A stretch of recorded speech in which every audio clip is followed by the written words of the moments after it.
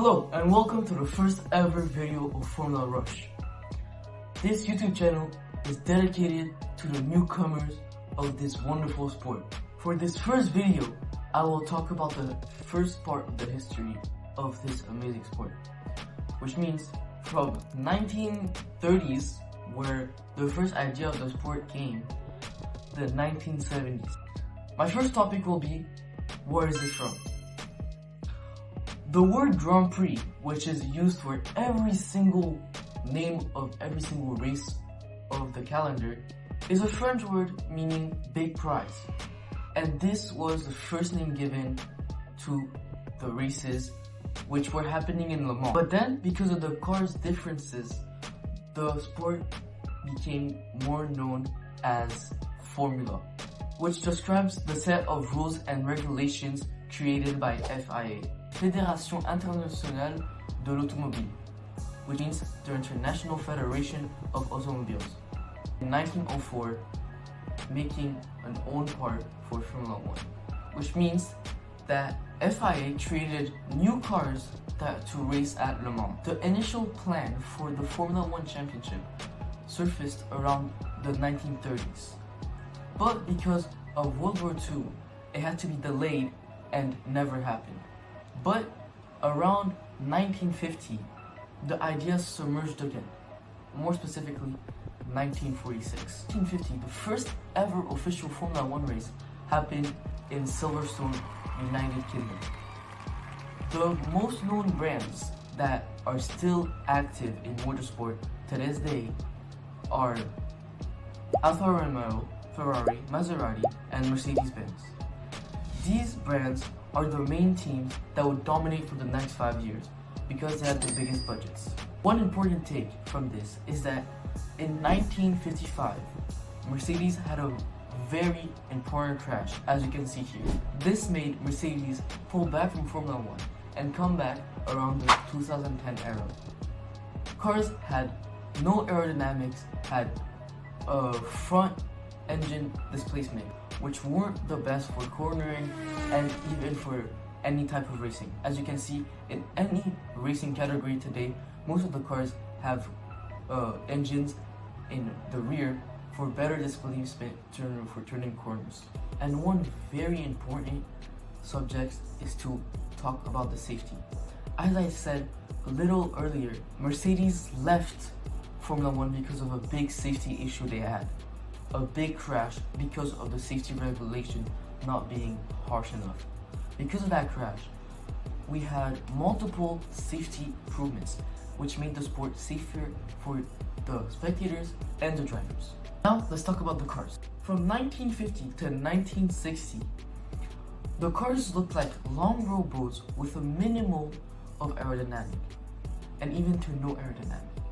Most of the body was exposed, wheels were exposed, and only having drum brakes, which are very difficult to race with. Very narrow tires, including to the safeties that I talked before. Now in Formula 1, there's roll cages to protect the driver when they flip, they do any type of incidents. But back then, there's no roll cage. So if the car would flip, the driver would most likely die. These were or in the V form or in the inline form, which varied from inline 4s, inline 6, and even V12s, which were the biggest engines that we could see back then. We had manual shifting with the stick. Now we're in the 1960s to the 1970s, a huge boom in popularity of the sport. From 1960 to 1970, F1 cars became mid-engine, as I said before, for better displacement and better handling around corners, had lower and sleeker for better airflow around the car for better aerodynamics, and also had disc brakes. Also, something that started to happen were wings and front spoilers to push the car lower to the ground to have better handling around the corners. You all notice that a lot of improvements during Formula 1 were to get better and better aerodynamics, to go around corners quicker, to go around the track quicker, to beat your opponent. And a lot of safety regulations came from this era. We could see helmets coming more and more regular, because before you only had like a little hat and goggles and you could go. That was very dangerous. The FIA made it obligated for the driver to have a fireproof suit, a helmet, and a visor with it, or goggles.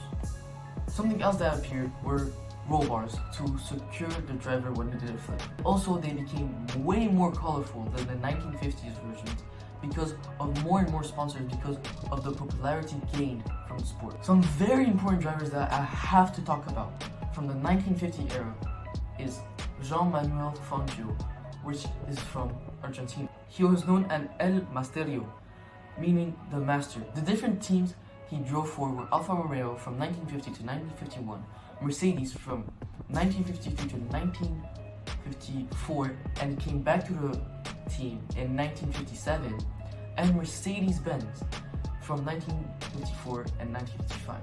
We can go back to the beginning of this video. That is the year where Mercedes got off Formula 1. Thankfully, Jean-Manuel Fangio didn't die in the accident. He was known as the greatest driver from 1950 to 1960. Jim Clark. He's from the UK. F1's career start 1960, 10 years after Jean-Manuel Fangio. His first driver's championship was in 1963. In 1965, he finally won his second championship. His driving style was smooth and incredibly fast in the wet. He's one of the greatest drivers of the 1960s and is one of the most skilled and all-rounders of those. But there was a tragic end to Jim Clark. He died while doing a Formula 2 race, the category under Formula 1, and cut a short, brilliant career. That's it for today, guys. Welcome to this brand new YouTube channel for my personal project in ICSA. I'm very glad to be able to do this project about a topic I love.